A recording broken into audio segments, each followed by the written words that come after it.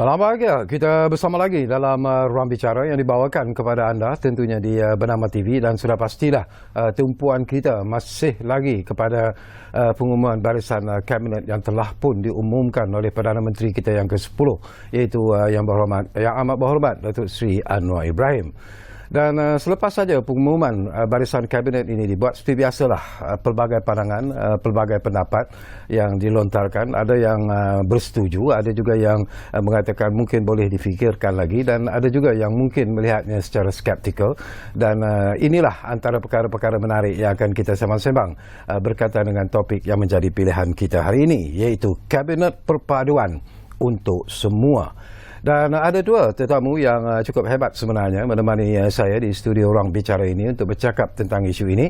Jadi saya perkenalkan dulu tetamu-tetamu yang sudah pun berada bersama saya di studio Ruang Bicara ini. Di sebelah kiri saya ini yang paling dekat dengan saya, selamat datang semula kepada yang berbahagia Datuk Dr. A.T.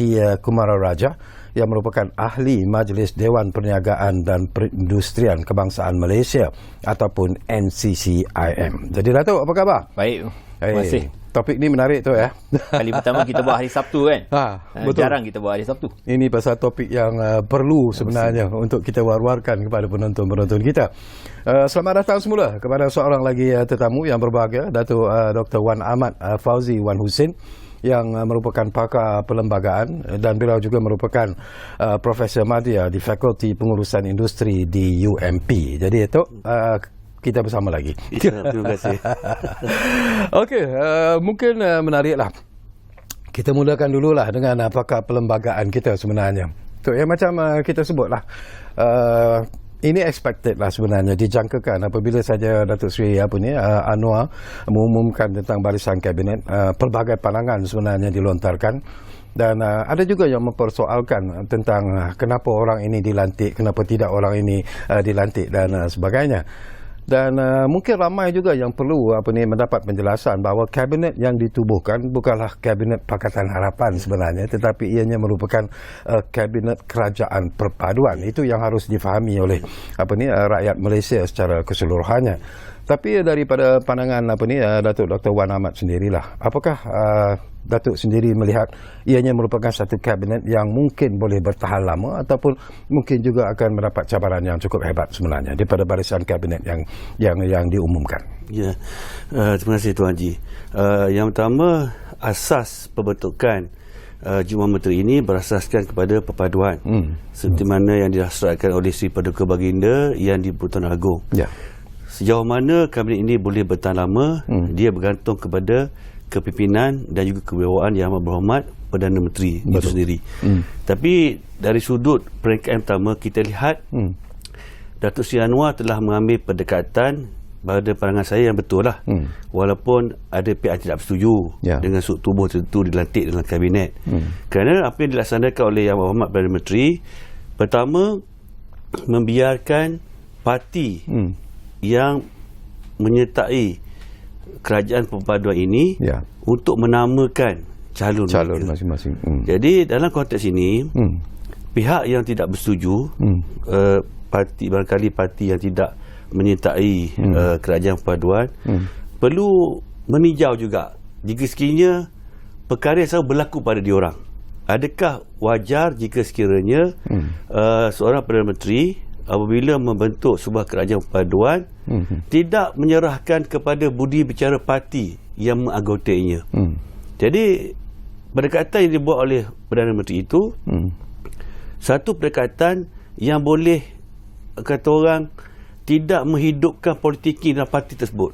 Andai katalah ada kata 3-4 parti yang menyertai kerajaan perpaduan, Datuk Seri Anwar sebagai Perdana Menteri berasaskan kepada perkara 43 fasa 2 Perluasan Persekutuan, menyembah nasihat kepada Sri Paduka Baginda Pertuan Agong. Jadi Agong perlu bertindak atas nasihat Perdana Menteri untuk membentuk ahli jumlah menteri. Jadi itu jelas dalam perlembagaan. Agong akan bertindak di atas nasihat Perdana Menteri. Apa akan berlaku jika sekiranya Datuk Seri Anwar di-pick up, parti ni diambil orang ni, parti ni diambil ini, parti ni diambil orang ni. Tidak melihat hierarki dalam parti itu sendiri. Ini akan buka pada politik yang dalam parti. Sebab yang tak terpilih, katakan dalam satu parti, presiden tak dipilih, yang dipilih ni vice president. yang dipilih ahli majlis tertinggi dia. Jadi bila ahli majlis tertinggi dia tu atau vice president yang jadi timbalan Perdana Menteri, tidakkah akan bergolak parti tersebut? Walaupun ada pihak yang tak bersetuju, kan, yang tak terlibat, mempertikai. Cuba bayangkan kalau itu berlaku kat parti diorang macam mana? Adakah boleh mereka menerima keadaan sedemikian? Di mana konsep kesetiaan kepada kepimpinan parti? Jadi dalam keadaan ini saya melihat pemilihan yang dibuat itu berasaskan kepada untuk mewujudkan kestabilan. Tidak kata orang membuka ruang yang lebih besar kepada perpecahan. Sebab dalam keadaan sekarang ni memang tiada parti yang mendapat lebih dari 50% parti. Jadi kalau Datuk Seri Anwar sendiri berpolitik dalam rakan komponen dia dalam kerajaan perpaduan ini, saya rasa memang tak lama lah. Jadi untuk memastikan kerajaan perpaduan lama, justru saya lihatlah dari sudut mungkin apa yang dilaksanakan. Kerana pendekatan dia bukan masalah individu itu disukai tidak disukai, tetapi menghormati hierarki dalam parti tersebut. Saya nak dapat pandangan Datuk terlebih dahulu lah sebelum saya kongsikan bersama dengan Datuk Dr. A.T. Kumararaja. Yang dimainkan di luar sana, dibangkitkan dengan begitu meluas sekali adalah tentang pemilihan individu-individu yang dikatakan kluster mahkamah. Bagaimana kedudukan mereka ini sebenarnya? Yang pertama kita akan lihat apakah takrifan kluster mahkamah. Adakah undang-undang kita melarang takrifan mereka terjebak dalam yang dikatakan kluster mahkamah untuk menjadi ahli parlimen seterusnya dipilih sebagai ahli jemaah menteri. Kalau kita lihat yang dikatakan sebagai kluster mahkamah, ada yang masih dibicarakan, ada juga yang telah bebas daripada pertuduhan. Jadi kalau kita lihat dari sudut kelayakan seseorang untuk dipilih sebagai ahli parlimen, ada syarat kelayakan seperti mana ditetapkan oleh perkara 47 Perlembagaan Persekutuan dan juga perkara 48. Selagi seorang itu cukup umur, kalau ahli Dewan Rakyat berumur minimum 21 tahun, kalau ahli Dewan Negara 30 tahun. Seterusnya ada syarat lain. Dia mestilah bukan seorang bankrupt, kan? Kalau dia melakukan disabit kesalahan jenayah tidak lebih daripada 1 tahun. Kalau disabitkan hukuman denda tidak lebih daripada RM2,000. Dan ada syarat lain lah kalau submit penyerahan belanjawan, pilihan raya, ada perkara-perkara lain yang disyaratkan di bawah perkara 48. Tapi kita kena ingat dalam peruntukan yang sama di bawah perkara 48 juga, yang di-Pertuan Agong boleh membatalkan syarat ketidaklayakan tersebut yang berhubung kait dengan hukuman penjara dan juga hukuman denda tadi. Jadi apa maksudnya? Maksudnya dari konteks undang-undang, mereka yang sedang dibicarakan bukan menjadi satu alasan untuk tidak dibenarkan menjadi ahli parlimen. Jadi kalau kita nak mengatakan soal, okey, kita tahulah prinsipnya seorang tu tidak bersalah selagi mahkamah tidak hukum dia bersalah. Ada orang cakap salah moral. Ialah moral tak boleh. Dari sudut moral pula kita lihat ada dua perkara. Yang pertama, pemilihan ahli parlimen melalui satu proses. Dia bertanding pilihan raya. Kalau pengundi mendapati dia tak sesuai, kan? Maknanya mereka boleh menolak. Boleh menolak. Jadi sekarang ni pengundi di kawasan dia melihat dia ni boleh, kan, dari sudut kesalahan ke apa kes dia tu dia masih, kan, dan apa yang berlaku barangkali memandang ada setengah yang dikatakan kluster mahkamah itu isu perdanaan, kerana tak ada undang-undang perdanaan, jadi benda ni question mark. Dan kalau kita lihat sebelum ni pun yang masih belum didakwa pun yang dikatakan, saya dengar cerita lah, yang melompat dulu pun sebab ada kes mahkamah, jadi terpaksa melompat untuk menyelamatkan diri. Itu kata orang lah. Bukan semua kena. Jadi lepas ni saya tak tahu kalau ada kes yang dituduh. Jadi untuk kita menafikan hak seorang untuk bertanding, kan, semata-mata ada tuduhan kluster mahkamah itu, bagi saya mungkin tidak adil lah. Dan kalaulah dia ditolak, maka pengundi akan tolak dia. Yang kedua pula, dari sudut kebijaksanaan yang berhormat Perdana Menteri memasukkan mereka yang terlibat. Jadi saya rasa banyak pertimbangan yang dibuat oleh Perdana Menteri. Mungkin dari sudut kepimpinan, dari sudut pengalaman dan sebagainya.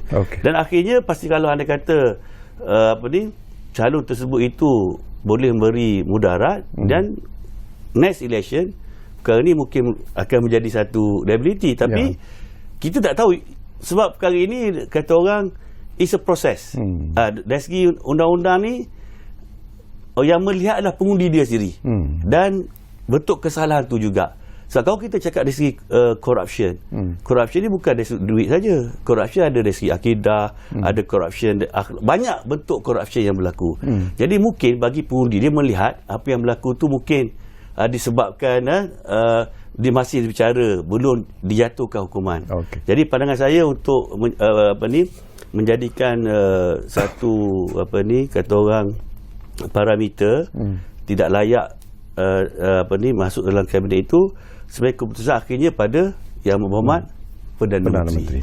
Okey, ini sesuatu yang menarik. Kita dah pun mendengar penjelasannya agak jelas daripada Datuk Dr. Wan Ahmad Fauzi. Mungkin Datuk Dr. A.T. Kamarularaja sebagai seorang ekonomis, ya, tentu anda juga melihat ini pembentukan kerajaan ini sebagai sesuatu yang penting. Dan apabila Datuk Seri Anwar Ibrahim sendiri mengumumkan selain sebagai jawatan Perdana Menteri, beliau juga merupakan Menteri Keuangan. Dan ini juga merupakan satu langkah yang cukup berani sebenarnya diambil oleh Datuk Seri Anwar, tetapi dari segi pengalaman mungkin dia merasa yakin kerana dia pernah menjadi Menteri Keuangan dalam Kabinet Malaysia pun sebelum ini. Tetapi secara peribadinya dan juga bersama dengan rakan-rakan yang involved dalam Majlis Dewan Perniagaan dan Perindustrian Kebangsaan Malaysia ini, apakah Datuk merasa yakin bahawa pembentukan Kabinet Perpaduan ini akan memberikan satu situasi ekonomi yang stabil dan pada masa yang sama membina semula ekonomi negara yang terjejas ini akan dapat dilakukan? Untuk pendapat saya lah, macam tadi saudara Datuk kata kan, saya rasa Datuk Seri Anwar Ibrahim telah lulus ujian pembentukan jemaah menteri ni, bukan kata dengan A+ tapi dengan A. Sebab dia sekatan dia, limitasi dia daripada segi blok pentadbiran, blok politik yang menyokong beliau untuk menjadi PM yang ke-10 ni. Terlalu banyak. Apa yang saya tahu ada dekat 19 parti individu yang sekarang menyokong kepada kerajaan perpaduan ni. Istilah kerajaan perpaduan tu mungkin Datuk boleh setuju ke tidak lah. Ada tak ini betul-betul kerajaan perpaduan, sebab kita masih ada pembangkang. Cuma yang tu lain. Cuma dia telah mengambil semua tokoh-tokoh, bukan saja dari segi kelayakan tapi kewibawaan saja, tapi yang juga membawa kestabilan kepada kerajaan. Apa yang rakyat hendak untuk mutlak sekarang, Tuan Haji, ialah dia memang perlu kestabilan. Kita pernah ada 3 Perdana Menteri dalam masa 4,5 tahun. Yang itu yang kita nak mengelakkan sekarang. So tak kira daripada first past the post demokrasi prinsipal kita ni, ada tak sekarang kerajaan Pakatan Harapan ataupun kita nak Datuk Seri Anwar Ibrahim jadi Perdana Menteri? Saya rasa kebanyakan rakyat nak Datuk Seri Anwar Ibrahim menjadi Perdana Menteri untuk dia mengemudi pentadbiran kerajaan ni mengikut cara yang beliau rasa paling munasabah dengan kerajaan perpaduan. Untuk itu perlulah beliau buat some sort of a trade-off kepada segi daripada kelayakan. Macam tadi Datuk kata, ada tak tokoh-tokoh yang kluster mahkamah perlu dimasuk. Saya rasa kita kena gandingkan kepakaran dan juga kepada pengalaman mereka. Dan untuk beliau mengambil alih portfolio kewangan sebagai Menteri Kewangan, walaupun beliau juga lah seorang yang masa sebelum PRU15 mengatakan Perdana Menteri tak patut menjadi Menteri Kewangan. Cuma saya rasa ini untuk memberi keyakinan kepada pasaran domestik dan juga kepada pasaran pelaburan FDI kita. Saya rasa dia apa yang tersurat dan tersirat di dalam tu, mungkin dia takkan ambil ni untuk 5 tahun, mungkin untuk tak tengok lah. Asalkan kita boleh stabilize dalam tahun 2023, sebab cabaran ekonomi untuk tahun 2023 memang tinggi. 1/3 daripada pasaran ekonomi dunia akan berada dalam kemudaratan ekonomi. So pasal recession 1/3 daripada pasaran ekonomi dunia. So saya rasa kita perlu pengalaman Datuk Seri Anwar Ibrahim sekurang-kurangnya untuk 2 tahun sampai ini. Dan satu lagi ujian yang paling penting, dah PAS jemaah menteri, satu lagi pembentangan bajet. So kalau bajet kena dibentangkan, kita perlu satu kementerian, Menteri Kewangan yang ada pengalaman untuk mengimbang kepada semua pemegang taruh, semua stakeholders, tak kira daripada segi politik ataupun daripada segi rakyat. Wanita, belia, sekarang kita ada undi 18. So kehendak rakyat tu telah beranjak terlalu tinggi. So saya rasa yang itu perlu kepakaran dan pengalaman Datuk Seri Anwar Ibrahim sebagai Menteri Kewangan. Okey, banyak lagi persoalan sebenarnya yang akan saya kongsikan bersama dengan Datuk A.T. Kumar Raja berkaitan dengan apa yang perlu dilakukan oleh Datuk Seri Anwar. Tetapi saya suka bila Datuk sebut tentang kabinet perpaduan itu, kerajaan perpaduan itu sendiri. Dari segi undang-undang ataupun perlembagaan sendiri, apakah secara pribadinya Datuk Dr. Wan Ahmad Fauzi merasakan bahawa ianya merupakan satu bentuk kerajaan yang kita anggap agak sensitif sebenarnya, dan kalau ada parti-parti dalam gabungan kerajaan perpaduan ini mungkin ingin menarik diri dan sebagainya, itu bukan mustahil untuk berlaku. Apakah akan tumbang kerajaan sebab itulah istilah yang digunakan perpaduan. Maksudnya kita lihat tiada satu pun manifesto yang dimiliki oleh suatu parti yang prevail over other parties. Semua sama. Semua kena tengok balik. Semua manifesto yang ada akan diberi pertimbangan sewajarnya oleh Jumlah Menteri. Bukan kata orang mesti manifesto PH boleh, BN, GPS apa semua. Perikatan mungkin tak apa, tapi GPS pun ada manifesto mereka. Jadi itu masuk perpaduan tu. Kena lihat supaya pertama dalam kalangan yang bentuk kerajaan. Yang kedua, komen ke demand daripada yang membentuk pembangkang, blok pembangkang. Jadi kena tengok semua supaya kelihatan tidak ada alasan yang mendesak untuk mana pihak mencabar kewibawaan kerajaan yang ada. Sebab macam Datuk cakap tadi lah, tahun depan ni mencabar dari segi ekonomi. Dan perkara cabaran kepada keutuhan kerajaan ni bukan berlaku sekarang akan datang. Ketika Tan Sri Muhyiddin Yassin dilantik sebagai Perdana Menteri sekalipun, ketika itu pun dia tidak mendapat sokongan yang padu sebenarnya. Dan bajet dapat dibentang dan diluluskan juga atas nasihat, seingat saya, nasihat Sri Paduka Baginda Yang di-Pertuan Agong untuk memikirkan keadaan rakyat ketika itu, COVID dan sebagainya. Jadi saya berpandangan istilah perpaduan yang diguna ini patut kita terjemahkan. Pertama, dari sudut dasar dan polisi, kebersamaan yang ada dalam parti yang bentuk kerajaan perpaduan, yang Muhammad Perdana Menteri perlu meneliti supaya apa yang terbaik untuk rakyat. Yang kedua, pandangan daripada blok pemakan juga perlu diambil kira sensitiviti untuk mengelakkan contentious matter. Akhirnya yang penting sekali, semua pihak mesti kembali kepada sumpah jawatan mereka, ikrar mereka sebagai ahli parlimen dan juga Jumlah Menteri. Sumpah dalam jadual ke-6 bahawa mereka telah berjanji untuk menumpah tak setia yang benar kepada kerajaan Malaysia, memelihara, mempertahankan dan melindungi perlembagaan persekutuan. Saya nak tanya Datuk satu persoalan. Ini pun saya terbaca tadi sebelum saya datang ke pejabat lah. UMNO Sabah yang mewakili JRS melalui Datuk Bung Mokhtar sendiri mengatakan tidak puas hati kerana tidak ada wakil daripada UMNO Sabah yang menganggotai kabinet perpaduan ini. Apakah itu boleh memberi sedikit impak ataupun kesan kepada keseluruhan kabinet yang dibentuk? Kalau kita lihat dari situ Jumlah Menteri sudah selesai. Tapi masih ada lagi jawatan Timbalan Menteri ataupun setiausaha Parlimen. Mungkin setiausaha Parlimen akan dikembalikan balik, diwujudkan semula kan. Dulu dah tak ada. Jadi masih ada kata pertimbangan yang boleh dibuat. Begitu juga masih terdapat GLC kerajaan yang boleh diberi tanggungjawabkan pada ahli Parlimen yang punya kelayakan. Tapi saya yakin di bawah kepimpinan Datuk Seri Anwar, dari sudut merit pengalaman akan diberi penekanan, kerana saya percaya Datuk Seri Anwar ingin buat satu kelainan. Dan kalau kita lihat dari sudut barisan kerajaan pun banyak yang kegagasan yang dilontarkan, kita lihat bila dizahirkan ahli Jabatan Menteri ni, kita lihat maksudnya dari segi komposisi itu boleh katakan mungkin antara faktor yang dia ambil kira untuk menghilangkan serangan. Kononnya barisan kabinet akan dimonopolikan oleh DAP dan sebagainya. Okey. Baik, saya juga nak dapat pandangan daripada Datuk A.T. Kumar Raja. Tok ya.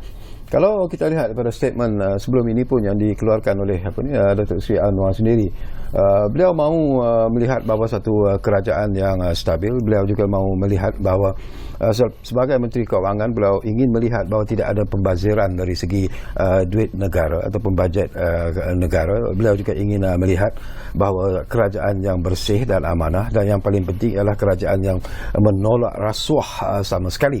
Jadi ini juga merupakan satu cabaran yang cukup hebat. Dia juga mengatakan bahawa mungkin menteri-menteri yang dilantik itu akan dikurangkan gaji mereka dan sebagainya. Apakah Datuk melihat ini boleh dilaksanakan tu, atau hanya merupakan satu untuk saya lah, semalam dia dah buktikan memang dia dah mengurangkan saiz size kabinet lah. Okay. Tapi ada tak perkurangan tu ketara ataupun pengurangan dia hanya sebab kita gabungkan dua kementerian. Sebab apa yang saya baca tadi ialah kita dah gabungkan keempat kementerian.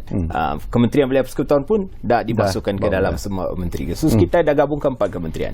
So besar kemungkinan angka 28 tu betul ke tidak, sebab masa Tun Mahathir pun 28, Tan Sri Muhyiddin 32, Datuk Seri Ismail Sabri 31 menteri. So sekarang kita ada 28. So ada tak angka 28 tu betul ke tidak? Saya rasa angka yang munasabah lah.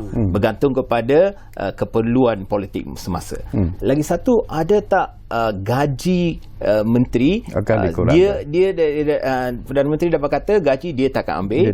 Cuma untuk gaji menteri saya rasa kita patut bayar yang setimpal lah.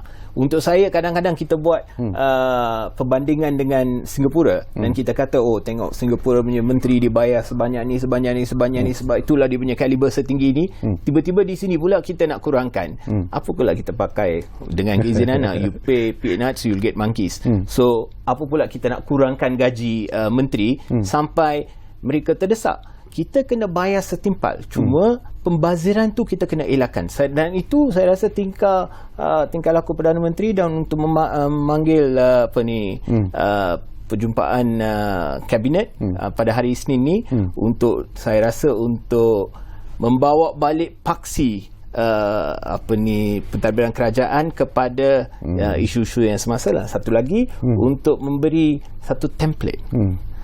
Jangan bazirkan, jangan tengok you pakai kasut apa ke, you tak pakai kasut apa ke. Yang tu tak penting. Cuma kos sara hidup, pemulihan ekonomi, dan 2023 kestabilan yang kena dibawa kepada bukan saja kerajaan dan rakyat, dan juga kepada isu-isu yang mana lebih dekat dengan hati rakyat. Itu yang kita perlu ketularkan depan. Dan cara berkomunikasi dan juga dasar-dasar yang akan keluar daripada kementerian-kementerian yang telah ditubuhkan. Itu pun kita kena, saya rasa, haluskan sikit.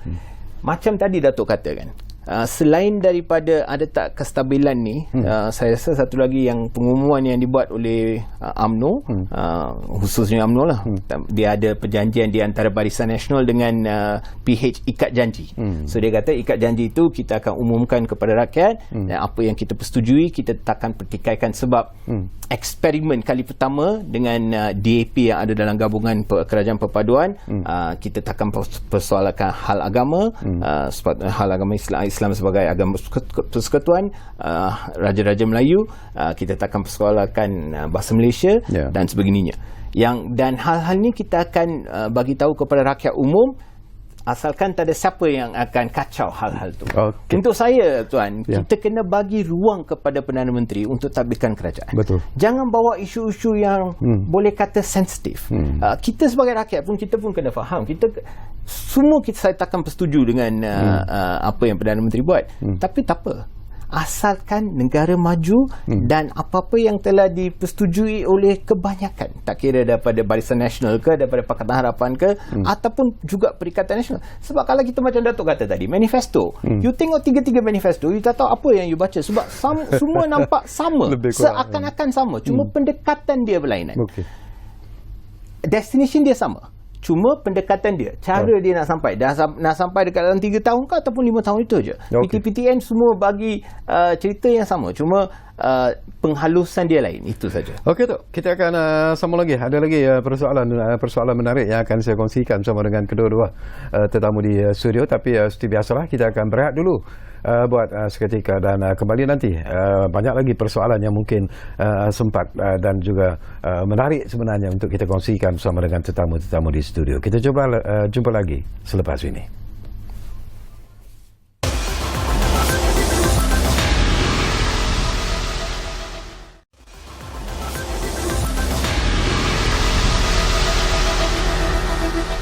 Okey, kita kembali semula ke ruang bicara ini. Masih lagi bercakap tentang Kabinet Perpaduan untuk semua. Barangkali Datuk Dr. Wan Ahmad Fauzi, kadang-kadang kalau kita teliti daripada barisan Kabinet yang dibentangkan oleh Ahmad Berhormat Perdana Menteri, ramai juga yang terkejut. Ada nama-nama yang sebelum ini mungkin tidak disangka-sangka tiba-tiba dilantik sebagai menteri. Contoh macam Fadlinin Siddiq yang dilantik sebagai Menteri Pendidikan, sebagai satu contoh yang menarik. Menteri Kesihatan juga merupakan tokoh yang mungkin sebelum ini tak pun diberi perhatian, iaitu Zaliha Mustafa, sedangkan dia mempunyai latar belakang yang mungkin amat sesuai untuk menjadi Menteri Kesihatan. Tetapi kita faham ada cabaran besar dan juga hebat yang menanti. Jadi apakah darah baru yang diserapkan dalam Kabinet ini akan memberikan satu implikasi yang menarik dalam Kabinet itu sendiri? Saya rasa Yang Amat Perdana Menteri cuba menterjemahkan hasrat pengundi baru. Itu satu faktor yang kita tidak boleh nafikan. Dan yang kedua, untuk membariskan barisan pelapis akan datang. Pendedahan kepada kepimpinan baru. Kalau kita lihat pada Menteri Pengajian KPM Pendidikan Malaysia, beliau merupakan ketua wanita PKR, kan? Jadi jawatan yang senior dalam parti, seorang peguam, seorang aktivis dalam NGO, dan mempunyai pendidikan. So kita lihat pendidikan keluarga yang baik. Beliau merupakan anak kepada Allahyarham Dr. Siddiq Siddiq Fadil, ulama atau tokoh yang terkenal lah. Jadi mungkin sebanyak memberi satu image kepada masyarakat dari segi penampilan. Kerana apa? Kita tahulah banyak tuduhan dilemparkan kepada Datuk Seri Anwar, kan, macam-macam lah kan, yang terkait tentang pemikiran beliau dan sebagainya. Walaupun kita tahu Datuk Seri Anwar Perdana Menteri pernah menggagaskan satu konsep Islam Madani. Sama ada beliau akan membawa kembali gagasan Islam Madani tersebut, kita akan lihat dalam masa yang terdekat ini.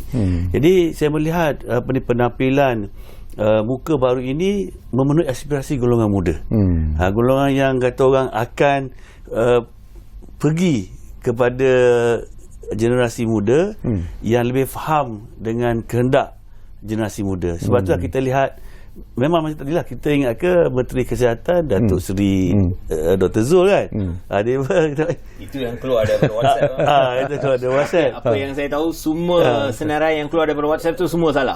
Betul. Tak ada mana-mana pun yang mungkin kebanyakan hanya 30% yang betul. Sebab macam Datuk kata, tak ada yang nama-nama yang semalam yang Datuk Seri Anwar sebut tu, tak ada semua yang ada dalam mana-mana senarai. Betul. Menteri Pendidikan, Menteri Kesihatan, tak pernah saya dengar. Sekincang, sekejap saya tengok sekincang tu dekat mana?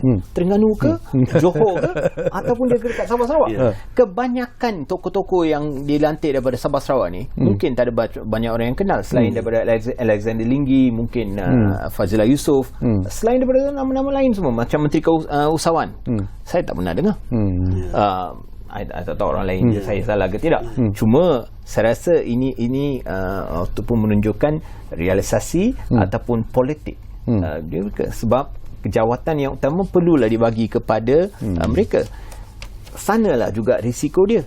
Semacam Dato' kata, okey, kita bagi Rafizi Ramli sebagai Menteri Ekonomi. Macam mana pandangan Datuk sendirilah selaku ahli Majlis Dewan Perniagaan dan Perindustrian itu kan Malaysia. Untuk saya Tuan Haji, yang itu satu risiko. Tapi saya rasa mungkin itu satu risiko yang mungkin Datuk Seri Anwar Ibrahim sendiri kena ambil sebab dia macam satu vertikal yang sama. Menteri Kewangan dengan Menteri Ekonomi. Tapi dua-dua daripada satu parti juga. Dua-dua daripada PKR. Walaupun Pakatan Harapan yang dapat 82 kerusi, tapi PKR cuma tak dapat kerusi yang paling banyak. Tapi realiti dia kenalah bagi Rafizi Ramli. Kita tak boleh tepikan Rafizi. Kita tak boleh tepikan Rafizi kepada tier 3 macam kementerian yang bukan kata tier 1. Dia Deputy Presiden. So Deputy Presiden. Lagi satu dia menang dengan munasabah. Tapi dia juga kena jaga Saifuddin Nasution, sebab tu Saifuddin dijadikan senator hari ini dan juga jadikan menteri. So Menteri Ekonomi, saya rasa sebagai Menteri Ekonomi mungkin Rafizi boleh bawa satu pandangan yang baru, satu pendekatan yang baru, dan mungkin menunjukkan ekonomi Malaysia kepada teras ekonomi apa yang kita perlu sebagai satu USP. Sebab apa yang kita sekarang boleh kata isu kita dengan ni, kita masih dekat middle income country. Ada tak kita akan jadi negara yang pendapatan tinggi? Mungkin. Ramalan dia 2025 ataupun 2028 di dalam konteks ini lah. Tapi kita kena ada pertumbuhan ekonomi sekurang-kurangnya 4.5% ataupun 5.5% KDNK setiap tahun untuk kita mencapai tahap ekonomi yang berpendapatan tinggi. Datuk, apakah satu kombinasi yang menarik apabila Datuk Seri Tengku Zafrul pula dilantik sebagai Menteri di MITI. Jadi apakah Datuk melihat saya rasa ini lagi satu yang kita kena jawab. Sebab sebelum pengumuman sebelum semalam, ada banyak juga yang kata kalau kita tak ada tokoh yang baik, kita tak ada tokoh yang layak dalam segi politik, kita boleh dah bawa teknokrat masuk dalam. Datuk Seri Tengku Zafrul masuk sebagai teknokrat masa Tan Sri Muhyiddin, tapi dia morph kepada mungkin politician dalam kabinet Datuk Seri Ismail Sabri. Tapi sekarang dia balik sebagai ahli UMNO, tapi walaupun dia gagal dalam di Kuala Selangor, dia dibawa sebagai senator.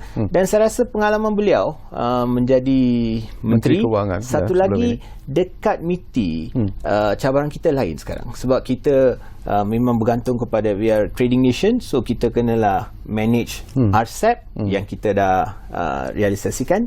Cuma CPTPP kita dah direalisasikan 3 hari dulu, tapi cabaran beliau sekarang akan jadi ada tak ada banyak kepentingan politik dan juga kepentingan domestik mengatakan mungkin kita kena intai balik kepada betul ke kita kena ratification kepada CPTPP. Okey.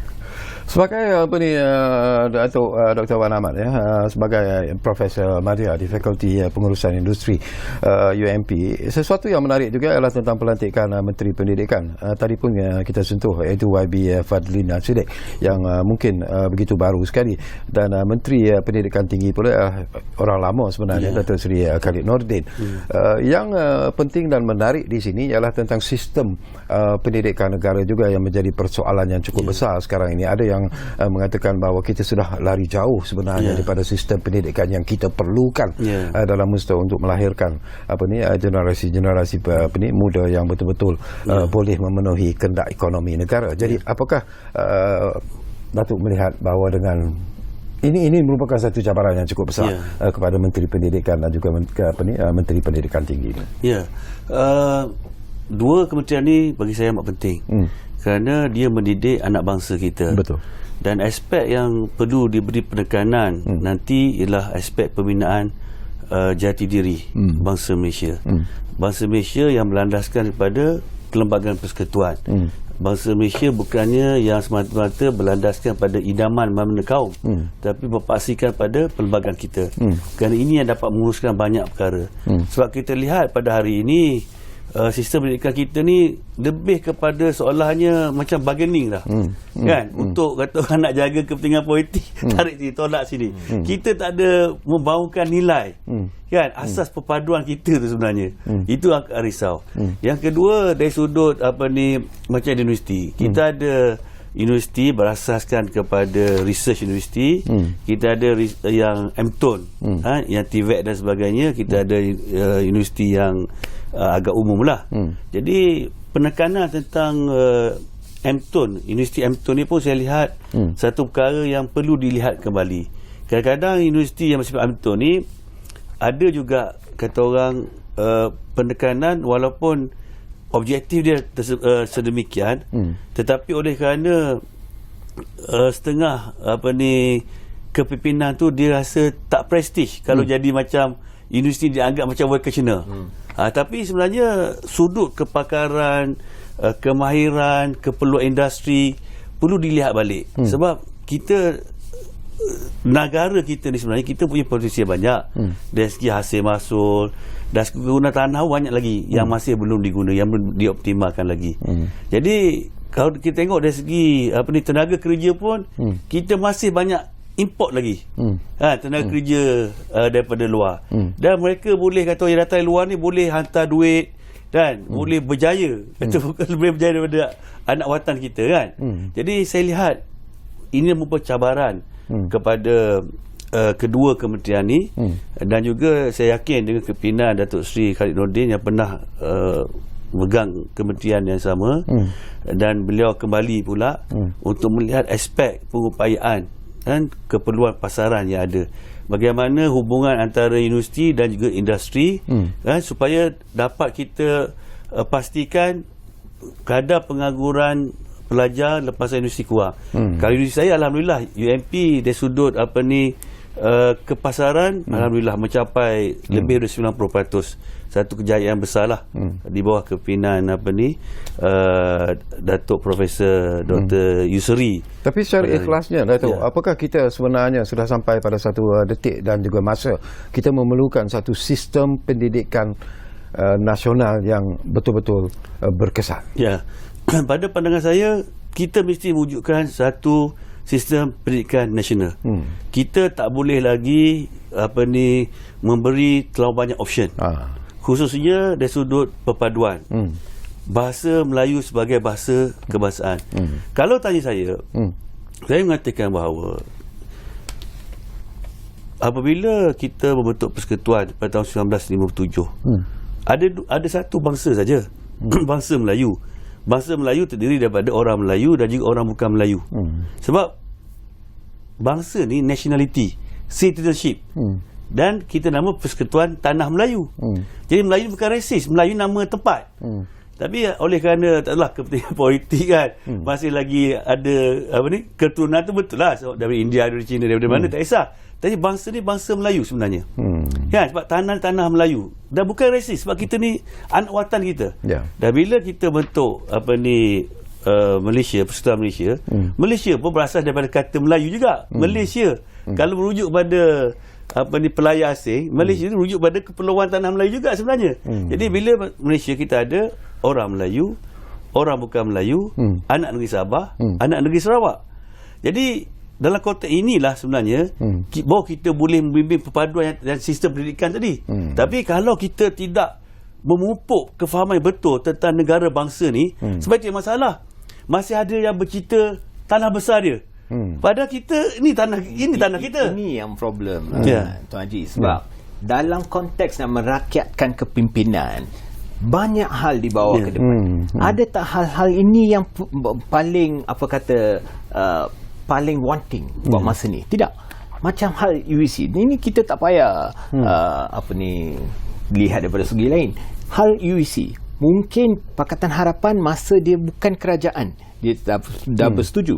Dan masa bukan kata kerajaan Barisan Nasional tak bersetuju, ada juga kelonggaran yang telah diberi, macam juga dekat negeri Sarawak dia telah ambil pendekatan yang lain. Cuma buat masa ni jangan kita mengambil kepentingan keterlaluan ke dalam hal-hal sebegini. Tapi pendidikan macam apa yang Datuk Prof kata, kita mesti balik kepada kiblat mana yang kita nak bawa kepada anak muda kita. Sebab kalau tidak, kita terlalu banyak ketinggalan dari segi pendidikan. Sebab setiap kali menteri masuk, dia akan tukar kiblat. Dia akan tukar skop pendidikan, dia akan tukar cara pendidikan. Dia ini lagi sada kita ada lost generation dalam masa COVID ni. Betul. Apa yang akan jadi? Siapa yang akan jaga mereka? Anak-anak saya juga terlibat di so called lost generation ni dalam masa COVID ni kan. So kalau kita tak ambil kesempatan ni untuk membawa balik kita kepada kata panggil pendidikan yang berpaksikan kepada apa yang keperluan ekonomi, keperluan domestik dan juga apa yang berlaku di perantaran lain. Sebab kalau kita tak ambil daripada segi regional approach, mungkin kita akan ketinggalan. Bahasa Malaysia kita tak pertikaikan. Cuma kita kena bawa balik dengan idea konsep ada tak multi language tu mungkin satu economic advantage kepada kita. Okey, Datuk Dr. Wan, saya juga nak bangkitkan satu lagi persoalan yang saya kira penting dan menarik sebenarnya. Saya nak lihat kepada menteri jabatan Perdana Menteri yang menjaga Sabah dan Sarawak, iaitu Yang Berhormat Armizan Muhammad Ali. Bila kita bercakap tentang Sabah dan Sarawak, ini juga merupakan isu yang masih lagi berlarutan sehingga kini, terutamanya tuntutan daripada Sabah dan juga Sarawak tentang memenuhi perjanjian dibuat dalam Malaysia Agreement 63 itu sendiri. Apakah dengan adanya lantikan seorang menteri yang menjaga Sabah dan Sarawak ini, mungkin tekanan akan dihadapi oleh Yang Berhormat Perdana Menteri untuk memenuhi segala apa yang tercatat dalam perjanjian MA 63. Ya, saya melihat satu pendekatan yang baik, ada seorang menteri yang ditugaskan tentang Sabah Sarawak.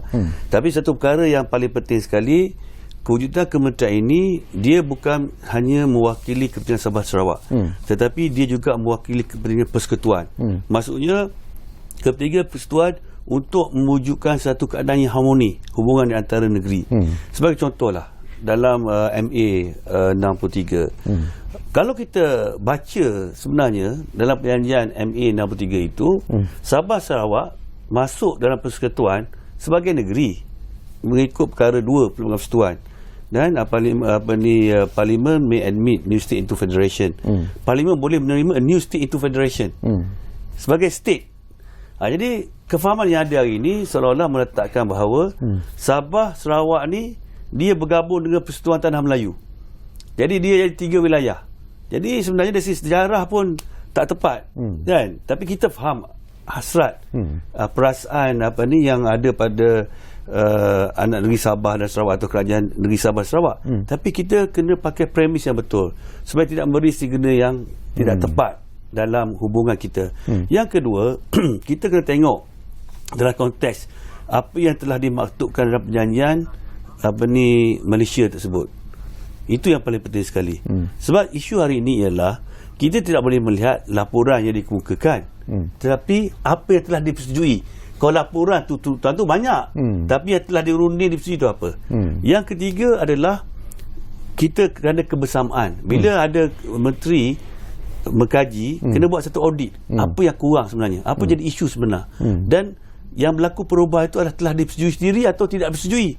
Apa yang kita takut, perkara yang berlaku pindahan atau perkara yang tidak telah keluar daripada senarai tersebut, perkara yang telah dipersetujui untuk dikeluarkan bagi tujuan-tujuan yang tertentu.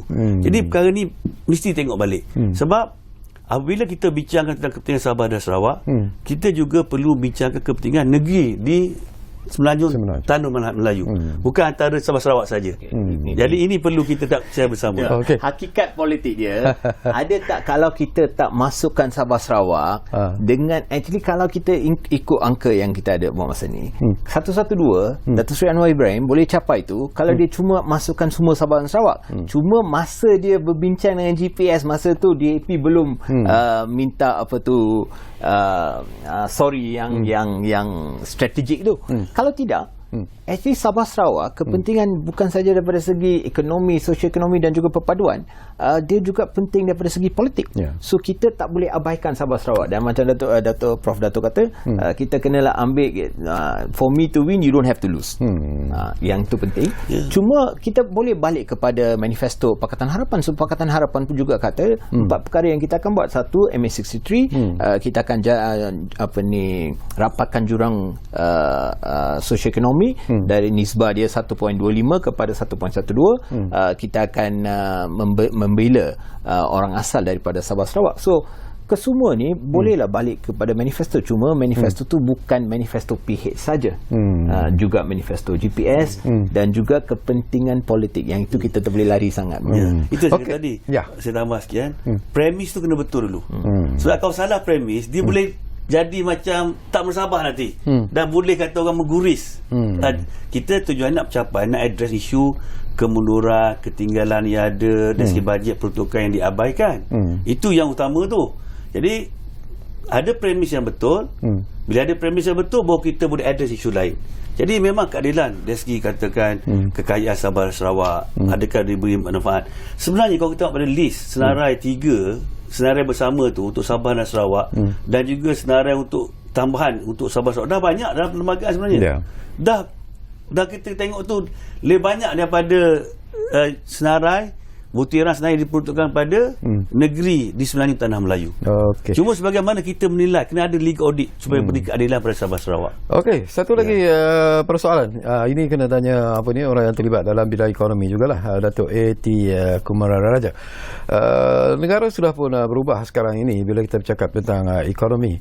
Sekarang ini orang di sana sini bercakap tentang digital economy, bercakap tentang gig economy, dan ini mungkin satu tugas yang juga mencabar sebenarnya kepada Yang Berhormat Ahmad Fahmi Fadil yang dilantik sebagai Menteri Komunikasi Digital. Dulu dikenal sebagai Kementerian Komunikasi dan Multimedia.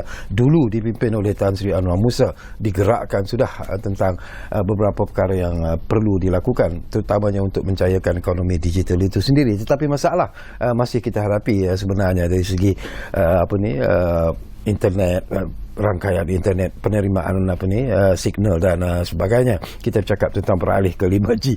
Jadi bagaimana Datuk melihat? Saya rasa mungkin satu, kita mula dengan tahniah kepada YB Fahmi Fadil lah. Saya rasa dia memang orang yang betul untuk bernama pun di bawah dia kan. So konsep digital ni itu yang saya rasa semua Dewan Perniagaan sebelum pengumuman kabinet pun dah minta kita kena digital first economy. Sebab kita kena kepentingan digital economy bukan saja kepada perniagaan, dia malah kepada pendidikan, juga kepada cara kita makan minum, cara kita entertainment, semua juga kepada segi digital. So satu, kita kena waraskan infrastruktur digital ni. Kerajaan telah buat keputusan untuk jendela yang di mana pelaburan 15 bilion akan dibuat dalam masa 10 tahun. Dan 15 ini akan datang daripada sektor swasta. Dan kerajaan akan buat 5G mengikut this wholesale konsep yang telah dipersetujui. So untuk saya, kerja YB Fahmi Fadil kebanyakan itu telah berlaku, cuma dia kena haluskan pencapaian dia kepada last mile connectivity. Last mile connectivity kau ada ke tidak? Kita banyak bercakap dengan 5G, tapi ada juga tempat di KL pun kita tak dapat langsung line. Ada tak yang ni sampai kepada Sabah Sarawak? Ada tak kita sampai kepada anak murid kita yang duduk di perkampungan? Walaupun kerajaan telah banyak buat paddy, saya rasa kan? Paddy lah konsep dia kan. Dia dah ditubuhkan. Cuma saya rasa dia mesti last mile connection bawa kepada rakyat. Itu yang penting. Kalau tidak, kita bercakap dengan digital economy mungkin dekat Kuala Lumpur, mungkin saya okey, mungkin Profesor Dato' okey, mungkin Tuan Haji okey, tapi ada tak anak-anak kita di pendalaman, di kampung, ada tak mereka okey. Yang itu penting. Okey, cabaran yang menarik untuk Fahmi Fadil sebenarnya.